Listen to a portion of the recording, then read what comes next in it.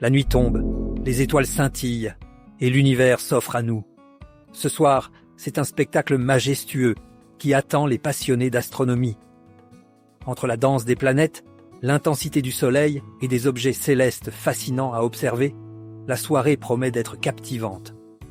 Bienvenue dans Regard Céleste, votre chronique quotidienne dédiée aux merveilles du ciel nocturne. Installez-vous confortablement, ajustez votre télescope et préparez-vous à une immersion dans l'espace. Alors que la nuit s'installe, la Lune se dévoile, dans sa phase gibbeuse décroissante, illuminant 70% de sa surface visible. Elle se situe dans la constellation de la Balance, et bien qu'aucun événement majeur ne soit prévu, son éclat dominera une partie du ciel nocturne, influençant certaines observations du ciel profond. Du côté des planètes, Vénus continue de briller, comme un phare céleste, avec une magnitude impressionnante de -4,9. Elle est visible dès le crépuscule, offrant un spectacle magnifique à l'œil nu. Mars, quant à elle, se fait plus discrète, nichée dans la constellation des Gémeaux, tandis que Jupiter, la géante gazeuse, reste observable jusqu'à minuit.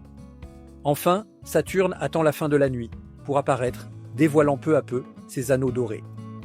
Pendant ce temps, le Soleil nous rappelle qu'il n'est jamais totalement au repos.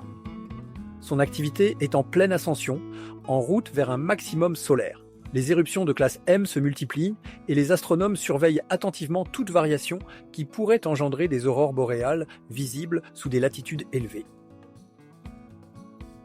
Les objets célestes à observer cette nuit. Pour l'hémisphère nord, NGC 7023, la nébuleuse de l'Iris, un joyau bleuté. Dans la vaste étendue de Céphée, une perle céleste se cache parmi les étoiles. NGC 7023, plus connue sous le nom de nébuleuse de l'Iris, est une nébuleuse par réflexion, un véritable miroir cosmique où la lumière d'une étoile voisine danse sur un nuage de poussière interstellaire.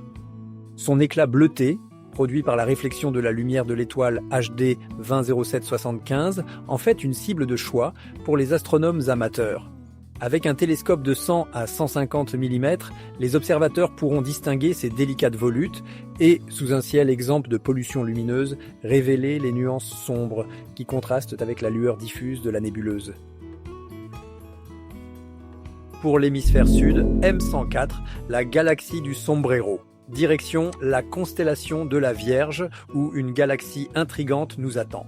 M104, plus connue sous le nom de galaxie du Sombrero, est un objet d'une grande élégance cosmique. Vue par la tranche, elle arbore une bande sombre de poussière qui traverse son noyau brillant, lui donnant cette allure de chapeau mexicain flottant dans l'espace. Avec un télescope de 100 à 150 mm, il est possible de discerner sa structure aplatie et d'apercevoir la large bande obscure qui traverse son bulbe central. Voyons l'astuce du jour. Comment faire une mise au point parfaite avec un masque de Hartmann? Ce dispositif ajouré produit un motif de diffraction unique lorsqu'il est placé devant l'objectif du télescope. C'est une plaque opaque, percée de 2 ou 3 trous ronds ou triangulaires. Lorsqu'une étoile est observée, plusieurs images distinctes apparaissent en cas de mauvaise mise au point. En ajustant lentement la focale, ces images fusionnent en une seule, garantissant une mise au point correcte. C'est facile à fabriquer avec du carton fort, une règle et un compas. 1 ou 2 coups de cutter et c'est gagné. C'était Regard Céleste, votre rendez-vous quotidien avec l'infini et au-delà. À bientôt.